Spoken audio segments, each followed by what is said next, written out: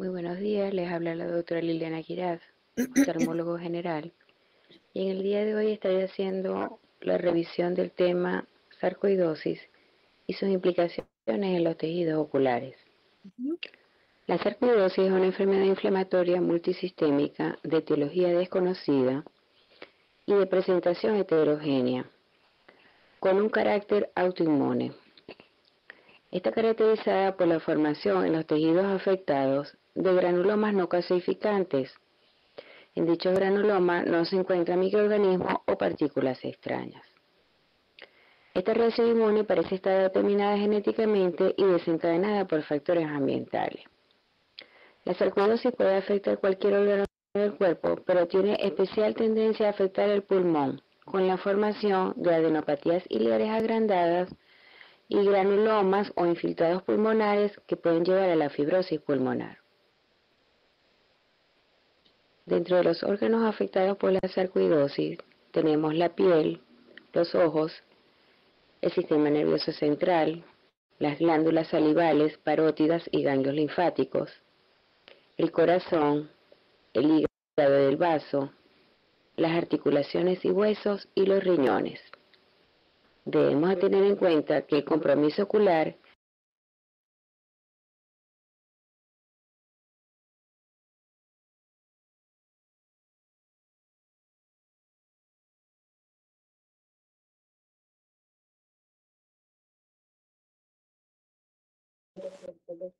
Se cortó ahí, ¿eh? es el segundo más frecuente luego del compromiso pulmonar. En cuanto a su epidemiología, esta es una enfermedad que afecta principalmente a adultos jóvenes entre 20 y 50 años, con un segundo pic a partir de los 60 años. Es una enfermedad que predomina ligeramente en las mujeres, tiene distribución mundial, afectando principalmente los países del norte de Europa como Finlandia, Islandia, Noruega, Suecia. Esta enfermedad afecta a todos los grupos étnicos, en especial los afroamericanos, en los que la enfermedad se manifiesta principalmente como una uveitis anterior, y en los caucásicos con un predominio de uveitis posterior. Su incidencia es de 0.5 a 11 casos por 100.000 habitantes al año. La afectación pulmonar es de un 30 a un 90% de los pacientes. La afectación articular es entre un 10 y un 15%, manifestándose como un cuadro similar a la artritis reactiva o a la artritis idiopática juvenil.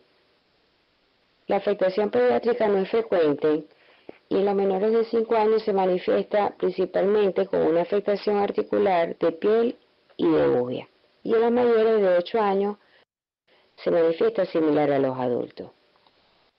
La sarcoidosis ocular afecta entre un 20 a un 60% de los pacientes que padecen la enfermedad.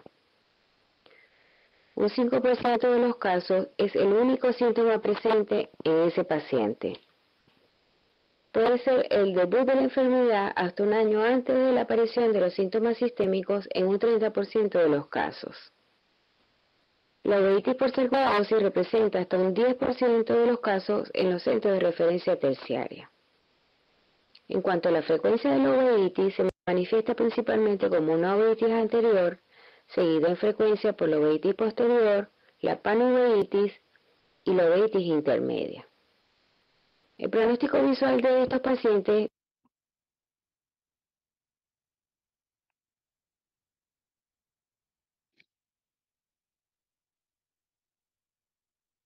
No se escucha. viene determinado por las complicaciones que se desarrollan, como las cataratas, el edema macular cistoideo, las lesiones en el segmento posterior y el glaucoma. Manifestaciones clínicas de la sarcoidosis. La sarcoidosis se puede presentar de forma aguda, la cual por lo general se asocia a uveitis y a una remisión espontánea en 2 años. Consta de 2 síndromes: el síndrome de Löfgren, que se manifiesta como un eritema nodoso, fiebre, poliartralgia migratoria y adenopatías ileales bilaterales. La uveitis en estos casos tiende a ser una uveitis anterior aguda no granulomatosa. Y se puede manifestar como el síndrome de Herford-Waldenström, también conocido como fiebre uveoparotidia, en el cual el paciente se va a presentar con un cuadro de parotiditis, fiebre, parálisis del nervio facial y uveitis. También la enfermedad se puede presentar de forma subaguda, la cual vamos a diagnosticar a través de estudios complementarios para evidenciar las adenopatías iliares bilaterales. También se puede presentar como una forma crónica o insidiosa, que es la enfermedad presente por más de 2 años, en donde hay una afectación del parénquima pulmonar y hay una uveitis crónica. También podemos encontrarla en una fase inactiva de remisión, en donde disminuyen los granulomas en número y tamaño, o permanecen en tamaño, pero dejan las cicatrices pulmonares y ocasionan síntomas en ese paciente. La sarcoidosis ocular se puede manifestar en cualquier tejido del globo ocular, órbita y anexos. ¿Cuáles son las lesiones que se producen en la piel? En la piel puede aparecer el lupus pernio, que son pápulas o placas dolorosas, bien sean de color rojo o violáceo. Estas pápulas se pueden agrupar y deben diferenciarse de la rosácea o del lupus eritematoso sistémico. El eritema nodoso, que son erupciones dolorosas y pruriginosas en miembros inferiores, sobre todo en el área de la porción inferior de las piernas y en los tobillos, y los granulomas palpebrales, que son nódulos que pueden aparecer en los párpados y que pueden simular chalaciones. Afectación orbitaria. La órbita puede estar afectada por la presencia de granulomas, cuyo cuadro clínico se va a caracterizar por la aparición de proptosis, ptosis y oftalmoplejía. La característica de esta invasión orbitaria es que su curso es lento, por lo general dura de 1 a 6 meses, su manifestación es unilateral, rara vez es bilateral, y está asociado a un edema palpebral, lo que lo puede llevar a confundir con un pseudotumor de órbita. También puede haber una afectación de los músculos con características de diplopía y oftalmoplejía dolorosa. La glándula lagrimal puede estar infiltrada, lo cual lleva a una gastrodenitis y afectación de los conductillos, la cual es de característica difusa y bilateral. Esto puede conllevar a un cuadro de queratitis zika crónica. También puede haber una infiltración del conducto de drenaje de las lágrimas con un cuadro de dacrocistitis crónica y epífora.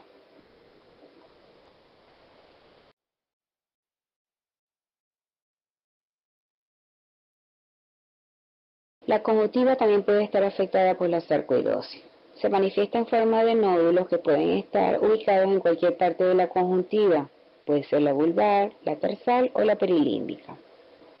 El aspecto de estos nódulos es que son amarillentos, son de aspecto vidrioso elevado.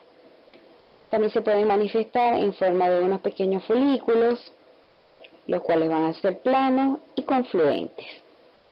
También pueden estar en cualquier parte de la conjuntiva, pero tienen tendencia a formarse en el fondo del saco conjuntival inferior y en el tarso inferior. Estos nódulos de aspecto folicular pueden producir una conjuntivitis crónica o una disfunción de las glándulas de Meibomian. Si son de gran tamaño, estos nódulos pueden generar entropión, simblefaron y triquiasis. La epiesclera y esclera también se encuentran afectadas por la enfermedad. La epiescleritis puede ser local o difusa y característicamente es alternante. La escleritis, cuando se presenta, es de tipo anterior no necrotizante en forma nodular. La córnea también está afectada por la enfermedad y se puede manifestar de varias formas. Puede ser unos infiltrados corneales no molares, puede dar una queratitis intersticial, se puede presentar una endotelepatía corneal autoinmune como una opacidad en la porción inferior de la córnea y una queratopatía en banda por la uveitis crónica y la hipercalcemia. Se puede producir una catarata secundaria de tipo fría y la afectación del nervio óptico, que presenta varias características. Una puede ser la formación de granulomas nodulares que tienen una medida de 1/4 a 1 disco de diámetro. La enfermedad puede producir una neuritis retrovulvar, puede producir un papiloedema por afectación del sistema nervioso central y puede haber una atrofia secundaria del nervio óptico por el glaucoma. Características de la uveitis en sarcoidosis. Comencemos por la uveitis anterior. La uveitis en la sarcoidosis puede ser de tipo aguda o crónica, siendo la aguda más de característica unilateral y la crónica de característica bilateral. Puede ser una uveitis anterior silente que solamente detectemos a través de un examen de lámpara de hendidura. Lo más frecuente es que la uveitis anterior de la sarcoidosis sea de tipo granulomatosa, que se caracteriza por la presencia de precipitados queráticos en grasa de carnero, los nódulos de Keppe y Busaca y granulomas gigantes en el iris. Estos granulomas se van a presentar como unos nódulos gigantes blanquecinos vascularizados. Estos nódulos o granulomas pueden encontrarse también en la malla trabecular. Y otra de las características de la uveitis anterior de la sarcoidosis es que se forman grandes sinequias posteriores, lo cuales pueden desencadenar un glaucoma agudo de bloqueo pupilar y formación de sinequias anteriores en forma de tienda de campaña o tent shape. En esta presentación podemos observar de izquierda a derecha la presencia de precipitados queráticos en grasa de carnero, los nódulos de Keppe, los nódulos que tienden a formarse hacia la malla trabecular, los granulomas gigantes del iris, las sinequias periféricas posteriores que pueden llevar a un bloqueo pupilar y las sinequias periféricas anteriores en forma de tienda de campaña. Continuando con la uveitis en sarcoidosis, tenemos a las uveitis intermedias. Esta se puede manifestar como una parplanitis, una ciclitis posterior, una hialitis y afecta la retina periférica. Debemos recordar que las dos entidades que con mayor frecuencia producen la uveitis intermedia son la sarcoidosis y la esclerosis múltiple, luego de la causa idiopática. ¿Cuáles son los signos clínicos que podemos encontrar en esta uveitis intermedia? Puede presentar el aspecto de una vitreitis difusa inespecífica o puede presentar acúmulos de células en forma de exudado. La característica que más comúnmente se puede observar son los snowballs o bolas de nieve que pueden organizarse en lo que se llama collares de perla.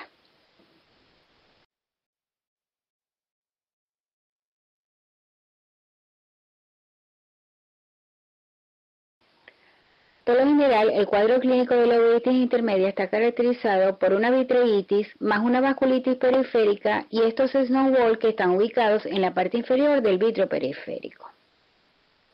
La vasculitis retiniana periférica de la sarcoidosis afecta las vénulas, las cuales pueden presentar manguitos o envainamientos y exudados perivasculares, llegando incluso a obliterarse. En ocasiones, este cuadro clínico consiste con neovasos periféricos y centrales. Las complicaciones más frecuentes son el edema macular quístico y la membrana epirretiniana.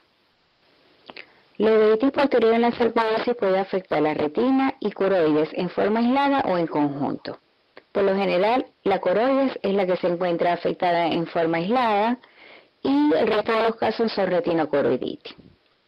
Si está comprometida esta zona del globo ocular, la incidencia de afectación del sistema nervioso es de aproximadamente un 37%.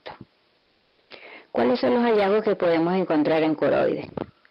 Los nódulos o granulomas coroideos son los más típicos de la enfermedad. Estos son amarillentos, se pueden conseguir en forma solitaria o múltiples. Por lo general se encuentran en la región inferior de la coroides o alrededor del nervio óptico. Otra forma de afectación de la coroides es la coroiditis multifocal periférica, donde aparecen lesiones redondas de aspecto ensacabocado que se sitúan en la región de la retina periférica, media e inferior. Ambas lesiones, tanto las aisladas como las múltiples, evolucionan hacia cicatrices atróficas del epitelio pigmentario de la retina. Los nódulos o granulomas gigantes pueden conducir a desprendimientos exudativos de la retina. Mientras las lesiones en la coroides son los hallazgos más típicos, las lesiones en la retina son las más frecuentes.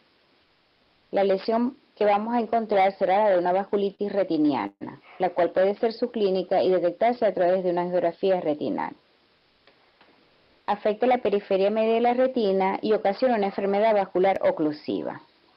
Clínicamente se va a caracterizar por envainamiento segmentario de las venas, hemorragias en retina, exudados en gota de cera de vela o candle wax dripping, exudados en mancha de derrame de vela de cera o tache de Bouguereau. También puede ocasionar una retinopatía aguda por sarcoidosis, que va a estar caracterizada por manguitos perivasculares extensos, oclusión vascular y hemorragia intrarretinal. La enfermedad se complica hasta un 5% de los casos con neovasos. En la imagen del lado izquierdo podemos apreciar los exudados en gota de cera de vela o candle wax dripping, y del lado derecho los exudados en mancha derramada de vela de cera o tache de Bouguereau. Otros hallazgos que podemos evidenciar son los granulomas aislados de retina, poco frecuentes, los macroaneurismas de arterias, las obstrucciones de rama y de vena central de retina, el edema macular, las membranas epirretinales y lo que se denomina la retinopatía sarcoidea proliferativa, que son los neovasos retinales periféricos o en la cabeza del disco óptico y hemorragias vítreas secundarias. En la imagen de la izquierda podemos apreciar los neovasos de la cabeza del disco óptico secundarios a la uveitis posterior, y en la imagen de la derecha múltiples granulomas a nivel de la coroides y a nivel de retina. El diagnóstico de la enfermedad lo hacemos a través de histopatología, laboratorio y radiología. La biopsia constituye el gol estándar en el diagnóstico de la sarcoidosis.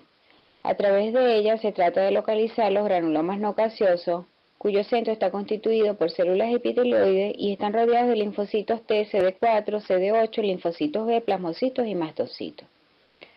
En las pruebas de laboratorio debemos solicitar la enzima convertidora de angiotensina, la cual va a estar elevada en un 75% de los pacientes.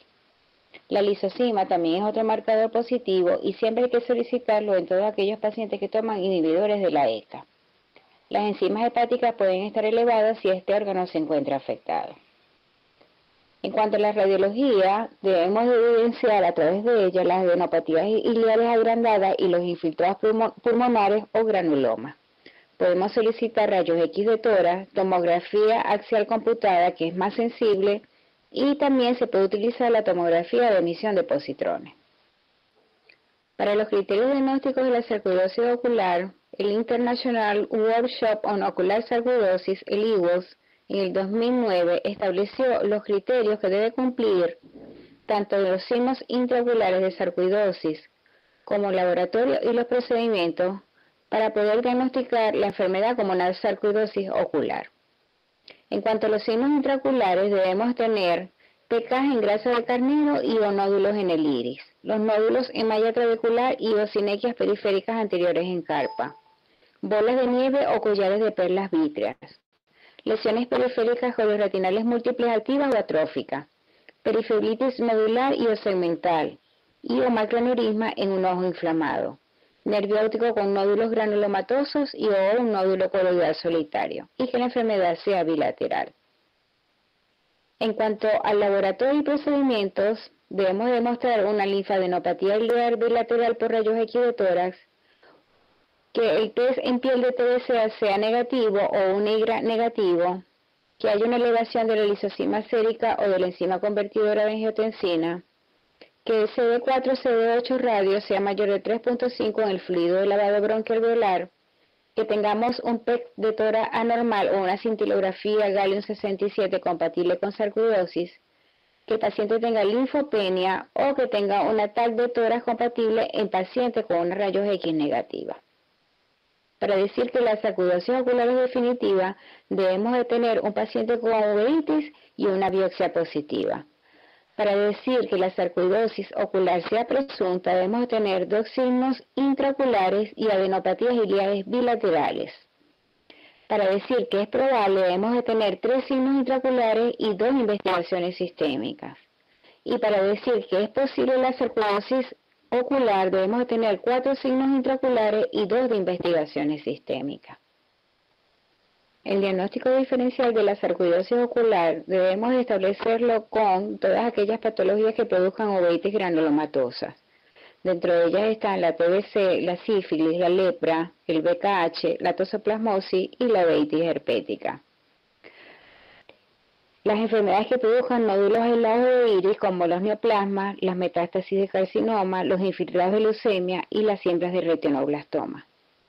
Con las uveitis intermedias, como son la pars planitis, la esclerosis múltiple y la enfermedad de Lyme. Y las lesiones coroideas, como son el ATVC, el Birchot, las MT, los linfomas, la coroiditis empiginosa, el Behçet, el citomegalovirus, la oftalmía simpática y la histoplasmosis. El tratamiento de la uveitis está basado en el uso de esteroides locales y sistémicos. Los casos refractarios o formas de uveitis corticodependientes están indicados el uso de agentes inmunosupresores o biológicos. La uveitis anterior la trataremos con esteroide en gotas y cicloplégico. Podemos emplear inyecciones de desametasona subconjuntival para tratar granulomas e inyecciones perioculares de transinolona en los casos en que no haya buena respuesta con el esteroide en gota. Como última arma terapéutica utilizaremos los esteroides vía oral.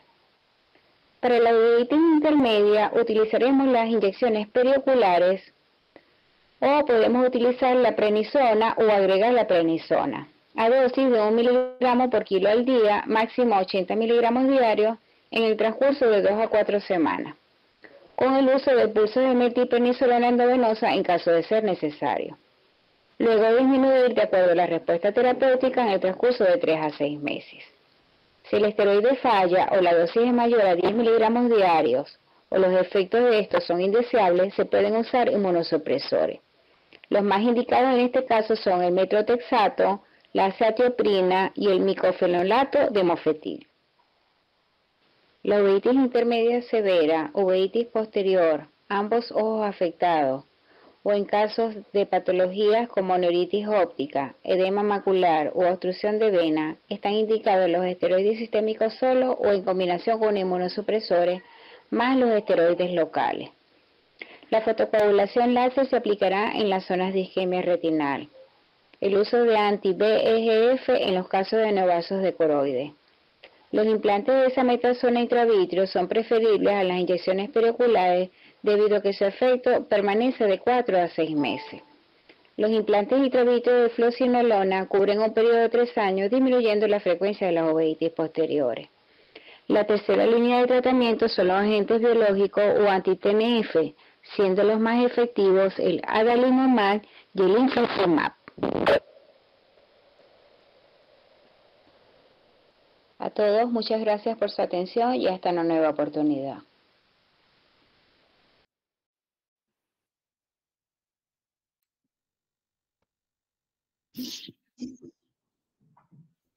Muchas gracias, doctora Liliana. Muy completa la presentación, muy refrescante para la memoria y bien sistematizado, ¿eh? Bien así interesante. Ahora, uno piensa muchas veces en estos cuadros así que tienen distintas formas de presentación, la forma posterior aguda, la uveitis intermedia, y hay otras formas que son más sutiles, ¿eh? O sea, por lo anterior, así a veces unas cosas ahí por ahí como episcleritis que pueden remitir bien con un tratamiento así suave. Entonces, a tu juicio, ¿cómo es la evolución habitual de estas distintas formas de presentación de esta enfermedad que es de causa desconocida y que la única forma de certificar 100% el diagnóstico es con una biopsia? Entonces, yo creo que la biopsia excepcionalmente creo que se realiza porque a veces no hay lugares donde tomar la muestra, por lo menos a nivel ocular. ¿Y cuál es, a tu juicio, la forma de presentación más frecuente, digamos, de las manifestaciones oculares? Y cómo son agudas, más subagudas, más larvadas. Claro. No, el cuadro clínico más frecuente es la uveitis anterior. De un 50-80% de las presentaciones es de uveitis. siendo menos frecuentes los hallazgos que podemos encontrar a nivel de conjuntiva, de esclera. Lo primero es la uveitis, la manifestación más frecuente de la sarcoidosis. Y al ser de tipo granulomatosa, tenemos que tenerla dentro de los diagnósticos diferenciales. Ahora, como le dije anteriormente, hay una forma de presentación de la sarcoidosis aguda, que son los dos síndromes. Entonces, en ese tipo de cuadro clínico, por lo general es una uveitis anterior no granulomatosa. Podemos pasar como una uveitis anterior idiopática o de causa desconocida, porque si es la primera manifestación del paciente antes de sus síntomas, puede pasar como de tipo idiopática. Es decir, colocamos tratamiento y cura. Quizás más adelante el paciente puede desarrollar los síntomas clínicos. Pero lo más frecuente es la uveitis, siendo la uveitis anterior la más frecuente. Y a tu juicio, en esas uveitis anteriores, que son benignas, que se tratan como una uveitis idiopática, ¿qué porcentaje, si lo planteas al revés, uno debería hacer el estudio que podría salir, digamos, alteraciones sistémicas que te dan más signos como para hacer el diagnóstico? Claro. Entre un 5 a un 30% de los casos pueden ser sarcoidosis. Hasta un 5% en pacientes que no tengan ningún síntoma sistémico. Un tipo de uveitis anterior, un 5% de los casos. Pero hasta un 30% de los casos pueden haber uveitis en pacientes con sarcoidosis. Las granulomatosas sí son más frecuentes cuando la enfermedad tiene un curso crónico. Ya esos son pacientes que por lo general tienen manifestaciones pulmonares y se acompañan de manifestaciones oculares también, extrasistémicas. Son cuadros clínicos que tienen una duración mayor de 2 años. Doctora Chirrao, quería aportar ahí, hacer una pregunta. Sí, muchas gracias por la revisión, bien completa. Gracias. La sarcoidosis es una enfermedad fascinante, es bien frecuente en nuestro medio, ¿ya? A mí me llegan muchos pacientes derivados, tengo bastante pacientes sarcoidosis y el problema es que cuando se dan todos esos síntomas y signos que presentó la doctora es fácil el diagnóstico, cuando Claro. tiene un nódulo en la conjuntiva, un nódulo en la esclera, tiene nódulo de Keppe, Busaca, tiene estas lesiones de Cando backstripping, tiene estos taches, ¿cierto? Los puntos blancos en la retina. Uno puede hacer diagnóstico muy fácil, pero muchas veces a mí me llegan pacientes de rebote de uveitis anterior que no ha respondido al tratamiento, ¿ya? Porque si responde el tratamiento, en realidad no se deriva a los especialistas en uveitis, pero me llegan muchas veces que no responde, que tiene una uveitis intermedia, que tiene una uveitis posterior, y tú les ves, yo diría que la característica más común de sarcoidosis es la vasculitis, ¿ya? Es una vasculitis que puede ser oclusiva o no, y ahí hay que hacer el diagnóstico diferencial con TEBE, ¿ya? Porque ahí el tratamiento diferencia claramente, por un lado que es por antibiótico y el otro lado es con inmunosupresor, ¿ya? Claro. La gran mayoría de los pacientes tiene vasculitis que se ve en la angiografía. Hoy día que tenemos esta herramienta de angiografía de campo amplio, es muy útil porque podemos ver cómo va el recorrido de vaso con su infiltración inflamatoria y con su inflamación. Y lo otro que también, la hemorragia intrarretinal también se ve en algunos pacientes que no se tratan a tiempo. Cuando uno le hace el diagnóstico y lo tratan a tiempo, muchas veces uno no alcanza a ver los granulomas en la retina, no alcanza a ver las hemorragias, ¿ya? Y lo otro es que es una enfermedad, yo le llamo buena gente, ¿ya? Como la HLA-B27, porque responde muy bien a los corticoides. Estos son los pacientes que uno dice, uno le hace el diagnóstico y uno le trata con corticoides y rápidamente uno ve la mejoría, ¿ya? Muchas veces los pacientes también me llegan muchos pacientes que están en tratamiento con antiangiogénico de edema macular. Y yo le hago diagnóstico de sarcoidosis y le doy tratamiento de corticoides y ese edema macular se va. No necesitamos antiangiogénicos, no necesitamos corticoides intravítreos, ¿ya? Claro, para los pacientes que son más refractarios al tratamiento corticoidal, ahí sí habría que inyectar ya más localmente. Y los otros en el tema de tratamiento es que los corticoides cada vez ya lo usamos por menos tiempo, ya a dosis alta, pero menos tiempo. Entonces acá la introducción temprana de inmunosupresor también es nuestro gran aliado, porque los corticoides son muy fuertes, muy buenas herramientas para la uveitis, pero causan muchos efectos adversos, ¿ya? La alteración de la glicemia interna, alteración de ánimo psiquiátrico, de la presión arterial. Entonces, acá, de mi experiencia con quizás, no sé, 20 pacientes, 30 pacientes de sarcoidosis, de la revisión de la literatura, metotrexato es muy buen medicamento para iniciar, ¿ya? Yo diría que la gran mayoría de los pacientes responde muy bien a metotrexato, que es un medicamento clásico también, que ya está muy archiestudiado, con poco tiene efecto adverso, como todos los medicamentos, pero tiene pocos, y metotrexato junto con los corticoides generalmente curan a nuestro paciente con sarcoidosis. Eso. Muy interesante su comentario, doctora Chirrada. Harta experiencia tiene, así que gracias por compartir. Juan Eugenio, ¿quería hacer una pregunta? Sí, mira, lo que pasa es que, claro, yo, así como a mucha gente le tiene miedo a los niños y el estrabismo, yo si veo cualquier cosa que sea un Tyndall 2 cruces para allá, lo mando inmediatamente con alguien que sepa de uveitis, porque la verdad no me acuerdo nada. Bueno, pero sí, no sé si viste que en la charla dice que en menores de 5 años no hay manifestaciones pulmonares, son más que todo articulares y de piel. Doctora, créame que si veo a algún niño con uveitis, voy a decir, ¡ay, una uveitis! Y vamos a mandarlo a donde usted, donde la doctora Ra, donde el doctor... ya. Y la cosa es que yo me quería preguntar, ya que dijeron que la sarcoidosis es mucho más frecuente en afroamericanos que en caucasianos. Y yo recuerdo, o sea, yo, todo mi periodo de formación y todo el tiempo que llevo acá, a mí no me ha tocado ningún paciente con sarcoidosis. No me dedico a uveitis, así que no es raro, pero no me ha tocado ni siquiera sospecharlo. Pero la pregunta sería, ¿han visto un aumento ahora que ha llegado más población afroamericana a Chile? ¿Han visto un aumento de la sarcoidosis o no? Eso era. Yo he visto pacientes de sarcoidosis, sí, de otros países aquí en Chile, que ya vienen tratados con inmunosupresores, que son enfermedades crónicas y vienen con reactivación de la uveitis, más que todo la posteriores.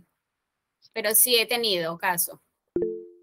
La verdad que yo los pacientes que tengo, Eugenio, no son afroamericanos, son chilenos normales, y tengo un par de casos de niños con uveitis, fíjate, tengo como 2 o 3 casos que lo estoy viendo con los reumatólogos infantiles, pero básicamente el perfil de tratamiento es bien similar con adultos, responden bien, ya en general.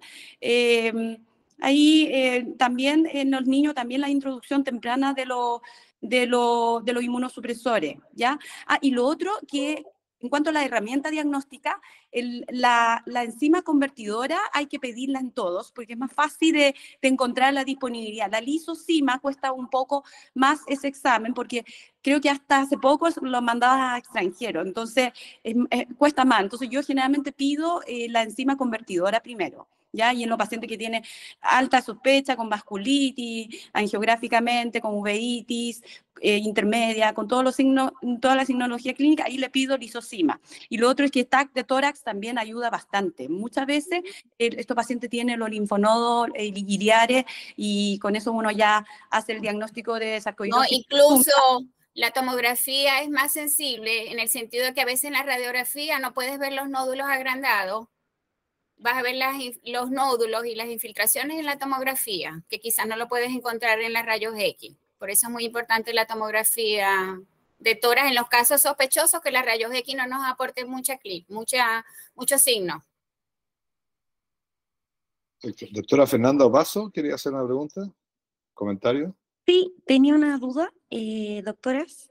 Por ejemplo, ¿hasta qué punto como oftalmólogos generales nosotros llegamos con estos pacientes? ¿Podemos iniciar los corticoides y es 1 miligramo kilo o llegamos solo al tope de 80 miligramos al día? ¿O le damos todo completo? Esa es mi duda. Sí, la dosis, nosotros como oftalmólogos para tratar las uveitis, deberíamos de iniciar el tratamiento, bien sea el local y el sistémico, como tú lo estás planteando, el sistémico lo deberíamos de iniciar nosotros en conjunto con bien sea el internista o el reumatólogo, pero sí hacer la indicación de que ese paciente, bien sea por la enfermedad ocular o porque tiene síntomas extraoculares, necesita el esteroide y la dosis es de 1 miligramo por kilo de peso del paciente, máximo 80 diarios. Y eso se va a utilizar de 2 a 4 semanas y de ahí comenzaron un proceso de disminución lenta en el transcurso de 3 a 4 meses. Ese es más o menos el tratamiento, ¿ok? Pero siempre en conjunto con el internista, por supuesto, porque el internista maneja los otros parámetros de laboratorio y de la enfermedad extraocular.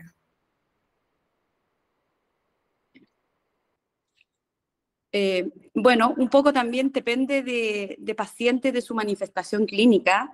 Si llega con una agudeza visual muy comprometida, con ya complicación, me refiero a edema macular o membrana epirretinal, claro, habitualmente yo empiezo con una dosis full de 1 miligramo kilo, y también muchas veces le empiezo en conjunto con el inmunosupresor, entonces para no usar los corticoides por mucho tiempo. Hay algunos pacientes que tienen una vasculitis ya como no tan severa, con no tan mala visión, una uveitis no tan inflamatoria, quizá, claro, solamente corticoides y le voy viendo que si cuando le bajo los corticoides le vuelven los síntomas, claro, eso es un signo indicatorio de inmunosupresión, pero depende, ahí ya depende de cada cuadro clínico, ¿no? Nicolás. Sí. Hola, yo quería hacer un comentario tal vez para los becados que ven esta uveitis, y entonces uno piensa con tantos signos clínicos abundantes en estas patologías, ¿qué es lo que a uno le llama la atención y que tiene que sospechar una uveitis de este tipo? Tal vez, porque si uno ve una uveitis anterior con 2 o 3 cruces de Tyndall y no ve nada más, eso puede ser cualquier cosa. Pero, ¿qué es lo que te llama la atención para sospechar una enfermedad de este tipo? Primero, que sean becas tipo grasa carnero. Cuando uno ve una uveitis granulomatosa, uno ya para la antena dice esta uveitis es diferente y se va por ese lado. Y empieza a buscar alternativas en ese tipo de uveitis, y ahí donde aparece la toxo, ahí donde aparece la sarcoidosis, puede aparecer la tuberculosis. Tuberculosis, todas las que son granulomatosas. Entonces, la presencia de una uveitis asociada a PKS mutant fat, eso ya uno dice, aquí es diferente, y tal vez ahí empieza a haber sospecha, que es lo que uno ve en la práctica diaria. Lo otro es la presencia también rara e infrecuente, pero que también a mí me tocó ver más en Brasil algunos casos de estos que tenían nódulos en el iris. Ver un nódulo en el iris es extremadamente infrecuente. Si uno tiene una uveitis, mutant fat, nódulo de iris, uno dice, por aquí va el camino que, como mencionó la doctora, en esa posibilidad diagnóstica. Y en la parte posterior, tal vez yo creo que lo más frecuente es una vasculitis, como dijo el doctor Girrao, o también la presencia de oclusiones vasculares que no calzan ni con una trombosis de vena, que no calzan con un paciente que tiene una, no sé, alguna patología evidente de otro tipo, ¿me entiendes? O que no tiene signos de diabetes, sino que ve unas oclusiones vasculares diferentes y por ahí, o neovasos ya en etapa avanzada, y por ahí uno empieza a sospechar todos estos cuadros. Tal vez eso para no perderse un poco la gente más joven. Ahora, igual es muy infrecuente. Yo creo que el diagnóstico, el TAC de tórax, es casi obligatorio cuando uno tiene la sospecha, porque las adenopatías de pulmón son casi diagnósticas y son fáciles de hacer, y en nuestro medio se puede. Y lo último que quería comentar es que a mí me tocó ver 2 casos muy raros, muy infrecuentes. No sé por qué me tocó verlos a mí, porque no sé si alguien más habrá visto del síndrome de Erfurt. Uno lo vi en Brasil y uno lo vi en Puerto Montt. Uno era un paciente, una paciente chilena absoluta, y en el fondo eran, como estas enfermedades granulomatosas tienen predilección por las glándulas, entonces a veces comprometen la glándula lagrimal y la parótida. Y cuando compromete la parótida, comprime al nervio óptico que tiene un trayecto, o el nervio facial que tiene un trayecto intraparotídeo. Entonces al comprimirlo produce una parálisis facial. Entonces, ver una uveitis con una parálisis facial es muy raro. Y eso tiene que hacer sospechar en un síndrome de Erfurt, que da uveitis, los pacientes tienen una historia de 2 o 3 semanas, un mes atrás, de haber tenido una parálisis facial, y terminan después con un estudio. Y recuerdo, la paciente del sur era la señora de un doctor, tiene unos 50 años, también tiene unas manchas en las extremidades inferiores, que después fue catalogado como un eritema nodoso, que era parte de esto también, y tenía esta clínica. No era nada grave, pero es curioso. Uveitis, parotiditis, parálisis facial, recordar en eso que es raro. Eso. Jorgito, ¿y en ese paciente tenía ECA aumentada? ¿Tenía los signos en el TAC de tórax también? La verdad es que la paciente, ninguna de ellas yo la vi por mucho tiempo. La de Brasil me la mostraron a mí y en la historia apareció esto y hay un colega muy inteligente. Él me dijo, oye, mira, esto busca en el Duane, me dijo que hay una parte en sarcoidosis donde salían 3 párrafos del síndrome de Erfurt. Así que lo fuimos a buscar, lo vimos ahí y nunca se me olvidó. Y después de, no sé, 15 años, estaban en el sur y aparece esta señora con una uveitis, de nuevo parálisis facial y obviamente me acordé de eso. Ella tenía, no recuerdo si tenía ECA, ni siquiera no tenía TAC de tórax. Me parece que el TAC tenía adenopatías iliares, pero la ECA no me acuerdo. Ya, qué interesante. Oye, ¿puedo hacer una pregunta? Aquí Mauricio Parroquia, ¿qué tal? Buenos días. Hola. ¿Se escucha? Sí. Oye, claro, yo me acuerdo que en México hablaban del test de anticitoplasma de neutrófilos en la sarcoidosis. Yo no sé si se usa acá o... No está indicado. Los receptores de interleuquina 2 sí están demostrados que pueden tener eficacia si se demuestran, pero ese que está nombrando no. Gracias. Bueno, ya estamos en la hora. Muchas gracias, Liliana. Muy bueno, saludos. Nos refrescaste así toda la memoria amplia de medicina interna y uveitis. Claro, y a ustedes por los comentarios también. Muy interesante, muchas gracias. Hasta luego, chao. Chao, gracias. Chao. Estupendo. Chao. Gracias. Bueno.